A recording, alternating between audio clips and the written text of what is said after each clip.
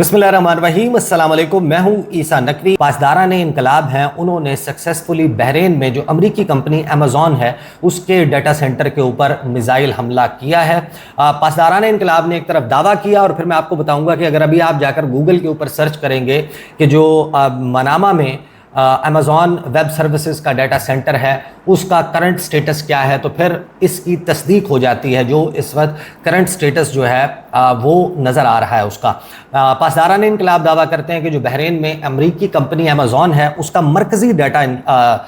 Infrastructure उसको missile हमले में निशाना बनाया गया। दिस इज़ वेरी सिग्निफिकेंट कि अमेरिकन टेक कंपनीज जो इस रीजन में ऑपरेट करती हैं और regional headquarters across the Persian gulf मौजूद हैं, ईरान के मिसाइलों की रेंज में मौजूद हैं। पहले सिर्फ ये कहा जा रहा था,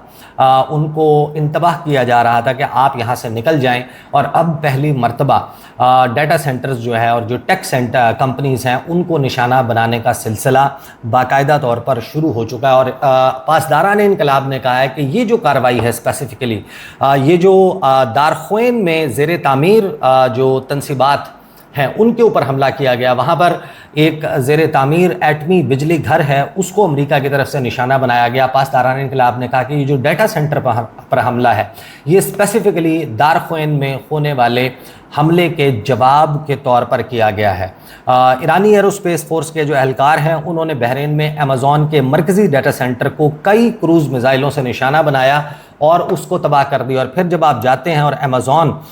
में ख़ास तौर पर आप ये सर्च करते हैं कि AWS बहरीन डाटा सेंटर लिखते हैं, उसका करंट स्टेटस पर जाते हैं तो उसका करंट स्टेटस ये आ रहा है कि जो बहरीन AWS रीजन है is heavily disrupted because of power loss and structural damage, कि वहाँ पर बिजली मुकम्मल तौर पर बंद हो चुकी है, उसका स्ट्रक्चर जो है उसको डैमेज हुआ है, नुकसान हुआ है। टेम्परेरीली सस्पेंड कर दिया है बिलिंग इस रीजन में, और अपने क्लाइंट से रिक्वेस्ट किया जा रहा है कि जो वर्कलोड है उसको अल्टरनेटिव ग्लोबल लोकेशंस की तरफ ट्रांसफ़र किया जाए। जो रिकवरी एफर्ट्स हैं अमेज़ॉन की तरफ से कहा गया है कि वो किए जा रहे हैं, लेकिन ये इन इटसेल्फ एक बड़ी ही सिग्निफिकेंट डेवलपमेंट जो है वो सामने आ रही है। फिर पेंटागन की तरफ से 100 फौजियों के ज़ख्मी हो जाने की तस्दीक की जाती है कि 3 फौजी हलाक हुए हैं और 100 के करीब ज़ख्मी हुए हैं। ये डाटा जो है वो शेयर किया जाता है कि जो 2 हफ्तों से जारी जंग है 6-7 जुलाई के बाद से, उसमें तकरीबन 100 फौजी ज़ख्मी हुए हैं। लेकिन हैरानकुन तौर पर जो पेंटागन के तर्जुमान हैं वो ये कहते हैं कि 96% यानी कि अगर 100 ज़ख्मी हुए हैं तो उसमें से 96 मामूली ज़ख्मी थे, मरहम पट्टी के बाद वो काम पर वापस आ चुके हैं। ये दावा किया गया। आगे चल के मैं आपको बताऊंगा कि इस दावे के किस तरीके से परखच्चे उड़ाए हैं अमरीकी मीडिया ने खुद, और अपने सोर्सेज से इस डाटा को झूठा साबित किया है, गलत साबित किया है कि जो पेंटागन की तरफ से जो जारी किया गया डाटा है वो मुकम्मल नहीं है, दुरुस्त नहीं है। क्योंकि पेंटागन सिर्फ ये बता रहा है कि 28 फरवरी से अब तक 14 फौजी अमेरिका के जो हैं वो मारे गए हैं और 427 फौजी ज़ख्मी हुए हैं। ये दावा जो है वो पेंटागन की तरफ से किया गया। फिर आगे हम चलते हैं तो हमें ये पता चलता है कि पासदारान इनकलाब सिर्फ ये नहीं कह रहे कि हमने इस कैंप को निशाना बनाया है या बहरीन में अमेज़ॉन डाटा सेंटर जो है उसको निशाना बनाया है, उर्दन में किसी कैंप को निशाना बनाया है। साथ ही पासदारान इनकलाब ये दावा करते हैं कि जो उर्दन में अमरीकी मिसाइल डिफेंस रडार है और F-15 तैयारा है उसको निशाना बनाया गया है। साथ ही अब ये दावे भी चल रहे हैं बड़े प्रोमिनेंट सोशल मीडिया हैंडल से कि ईरान ने इस रीजन में जो अमेरिका के अड्डे हैं उनकी लैंडिंग स्ट्रिप्स तबाह करने का मंसूबा बना लिया है, और अब जो हमले हैं उनकी नौयत मुख्तलिफ हो जाएगी। इस रीजन में जहाँ जहाँ अमेरिका को एयर बेसेस मुहैया हैं, जहाँ जहाँ पर उसके रनवेज़ मौजूद हैं, जहाँ पर तैयारा लैंड कर सकता है, वहाँ से टेक ऑफ कर सकता है ईरान पर हमले के लिए, तो उन लैंडिंग स्ट्रिप्स को नाकारा बनाया जाएगा। अगरचे अमेरिका जो है उसके पास बड़े दूर दराज लैंडिंग स्ट्रिप्स भी मौजूद हैं, लेकिन उसके लिए फिर उसको रिफ्यूलिंग जो है उसका ऑपरेशन फ़िज़ा में करना पड़ेगा, और इस रीजन में जो भी मुल्क अपनी फ़िज़ाई हदूद ईरान को इस्तेमाल के लिए देगा तो लामहला ईरान ने कहा है कि हम उसको एक दुश्मन मुल्क तस्वुर करते हुए उसके ऊपर भी हमला करेंगे। अब F-15 तैयारा तबाह करने का कहा गया है, रडार जो है वो तबाह करने का कहा गया, और साथ ही मशरिक़ वुस्ता में अमेरिका की तरफ से एक और थ्रेट अलर्ट जारी किया जाता है कि मशरिक़ वुस्ता को नो गो एरिया समझें और ओवरऑल दुनिया भर में अमेरिका ने अपने शहरियों के लिए अलर्ट जारी कर दिया। साथ ही ये खबर आती है कि जो अमेरिकी फ़ौज है उसकी जो 10वीं रात का मुसलसल जो 10 रात से हमले किए जा रहे हैं वो मुकम्मल हो गया है और मिसाइल, ड्रोन लॉन्चिंग मकामात और फ़िज़ाई दिफाई निज़ाम उसको निशाना बनाया गया। ख़ासतौर पर तबरेज़, इस्फ़हान और कुछ ऐसे शहर हैं जिनके ऊपर पहली मरतबा हमलों की तस्दीक हुई है इस नई लहर में, क्योंकि इसमें आगाज़ में सिर्फ जो सदरन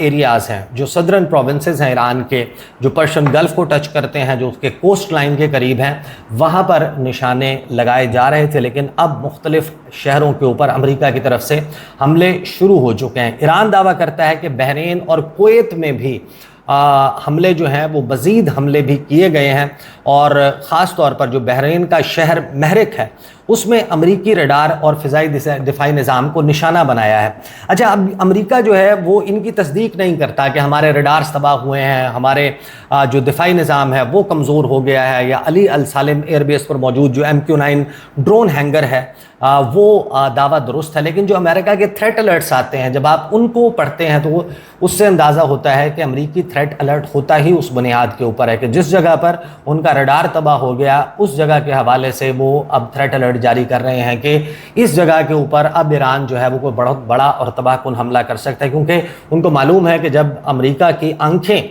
नोच ली जाएं, वो रडार्स जो उसको अर्ली वार्निंग निज़ाम है उसका ईरान की तरफ से जब हमले लॉन्च किए जाते हैं उसको ख़बर हो जाती है कि हमारी तरफ हमें लॉक कर लिया गया है, इस शहर पर इस मकाम के ऊपर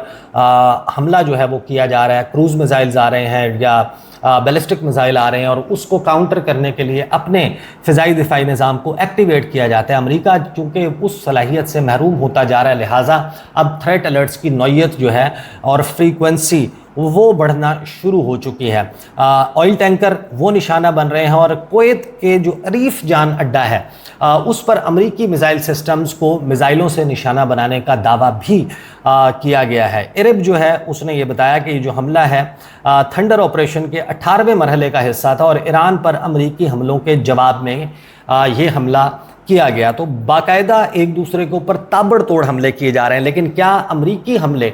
ईरान की पॉलिसी में कोई तब्दीली कर सकते हैं? वॉशिंगटन पोस्ट लिखता है, US strikes unlikely to move Iran, intelligence report says, कि जो अमरीकी इंटेलिजेंस इदारे हैं उनकी रिपोर्ट्स की बुनियाद के ऊपर वॉशिंगटन पोस्ट ने बड़ा क्लियरली कहा है कि जो अमेरिकन इंटेलिजेंस एजेंसीज़ हैं उनको ये लगता है कि जो तेहरान और वॉशिंगटन के दरमियान एक लंबा स्टैंड ऑफ है,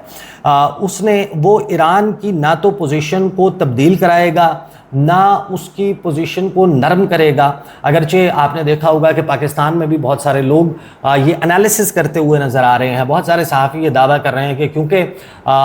एक ईरानी वफ़द इस वक्त पाकिस्तान में मौजूद है, फील्ड मार्शल सैयद आसिम मुनीर से मुलाकात कर रहा है, वज़ीर आज़म शहबाज शरीफ से उनकी मुलाकात हो रही है, दीगर पाकिस्तानी हुक्काम से, तो बहुत सारे लोग यहाँ पर उसको ये पोर्ट्रे करने की कोशां हैं, ये पोर्ट्रे कर रहे हैं, ये दावे कर रहे हैं कि ईरान जो है वो पाकिस्तान से रिक्वेस्ट करने आया है कि सीज़ फायर जो है वो करवाया जाए। ऑन द फ्लिप साइड नज़र ये आता है कि ये बात इस बात की तस्दीक हो चुकी है कि पाकिस्तान के इन्विटेशन पे ये दौरे हो रहे हैं और अमरीकी इंटेलिजेंस एजेंसीज़ ये कह रही हैं कि इन हमलों के ज़रिए जो अब तक किए गए हैं, ईरान ना तो अपनी पोजीशन को नरम करेगा, सॉफन करेगा, और ना ही नेगोशिएशन जो नेगोशिएटिंग टेबल पर अपनी पोजीशन है उसको तब्दील करेगा जो अमरीकी अड्डे हैं, अमरीकी निशाने हैं उनके बाद। मैं आपके सामने सिर्फ इसके दो आगाज़ के पैराग्राफ पढ़ देता हूँ, then will move on to what CNN and New York Times are saying, जिसमें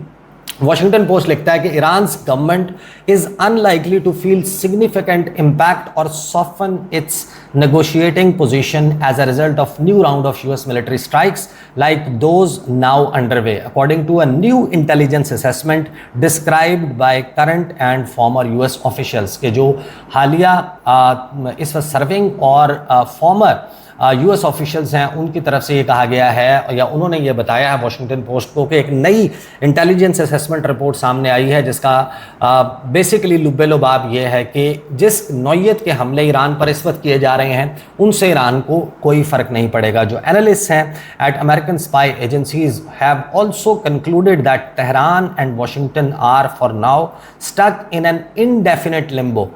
between peace and war, the officials said, कि ये बहुत आसानी से लपेटे जाने वाली कॉन्फ्लिक्ट नहीं है, इसके बड़े लंबे अरसा चलने के इम्कानात मौजूद हैं। साथ ही CNN ये कहता है कि पेंटागन ने अवॉइड करना शुरू कर दिए हैं, कतराना शुरू कर दिया है कि उससे सवालात ना किए जाएं, क्योंकि जैसे जैसे ये वॉर एस्केलेट हो रही है अमेरिका के नुकसानात हो रहे हैं, और एक अनपॉपुलर वॉर को डिफेंड करना, उस पर सवालात का जवाब देना एक इंतहाई मुश्किल काम है, जिससे कतरा रहा है अमरीकी वज़ीर जंग पीट हेगसेथ। इसका लंबा चौड़ा आर्टिकल मौजूद है, जिन्होंने देखना है वो जाकर इसको डायरेक्टली CNN से भी पढ़ सकते हैं। साथ ही न्यूयॉर्क टाइम्स ने हेडलाइन लगाई है कि pentagon withheld dozens of US military injuries in Iran war, कि सोशल मीडिया के ऊपर पेंटागन की तरफ से ये जो डाटा जारी किया गया है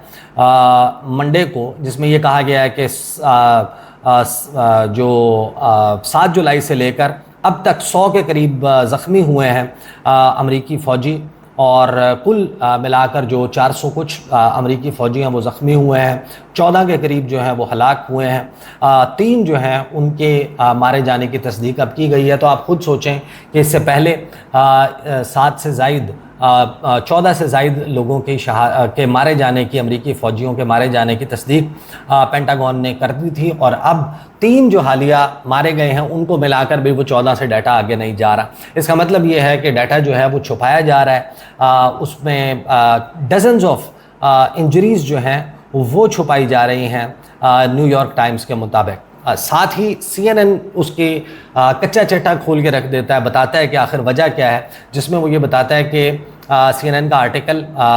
उसकी हेडलाइन है how the Iran war's unpopularity compares to Iraq, Afghanistan and Vietnam. यानी वो जंगें जो 18 साल, 19 साल, 7, 11, 20 साल इतने अरसे तक चलती रहीं, और अमरीकी तारीख़ की बदनाम तरीन, गैर मकबूल तरीन जंगें थी, जिनसे अमरीकी अवाम उकता गए थे।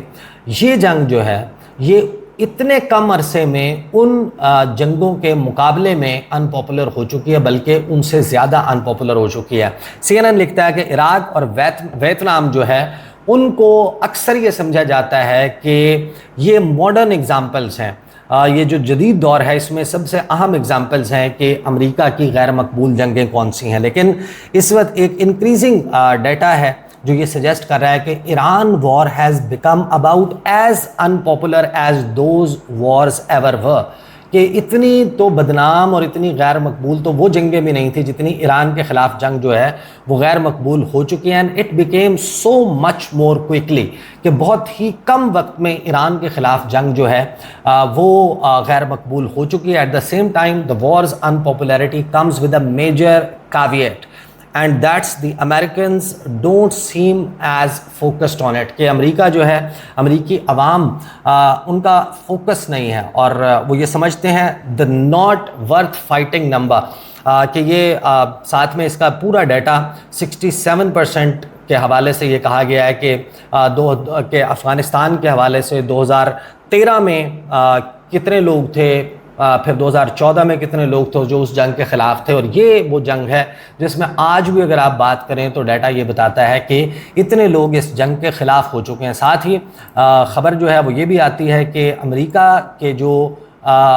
पेट्रोलियम ज़खायर हैं वो 4 दिहाइयों की कम तरीन सतह के ऊपर पहुँच चुके हैं। जो अमेरिकन स्ट्रेटेजिक पेट्रोलियम रिज़र्व है 780-82 मिलियन बैरल दुनिया का सबसे बड़ा स्ट्रेटेजिक पेट्रोलियम रिज़र्व अमेरिका के पास है, और अब डाटा ये आ रहा है कि वो घटकर अप्रैल 1983 के बाद सबसे कम सतह के ऊपर पहुंच चुका है, क्योंकि 10 जुलाई को जो रिकॉर्ड किया गया है वो तकरीबन 409 मिलियन बैरल रिकॉर्ड किया गया है, जो 5 साला औसत से भी तकरीबन 6% कम है। तो ये गुज़श्ता 12 घंटों के दौरान बड़ी अहम डेवलपमेंट्स हो चुकी हैं, और अमेरिका के ऊपर जो तबाहकुन हमले हैं उनकी तस्दीक और वेरिफिकेशन ऑन ग्राउंड भी हो चुकी है। इस वक्त पूरी दुनिया का मीडिया ये क्वेश्चन कर रहा है कि ये जंग आखिर मौजूदा सूरत हाल में कितना अरसा अमेरिका जारी रख सकता है, या ईरान कितना अरसा अपनी इस पोजीशन को सस्टेन कर सकता है कि जहां पर ईरान के ऊपर हमला किया जाता है और जवाब में बड़ी भरपूर तरीके से और बड़ी शिद्दत के साथ ईरान की तरफ से जवाब दिया जाता है। These are the details. अगली वीडियो में मुलाकात होगी। इजाज़त दीजिए। अल्लाह हाफ़िज़।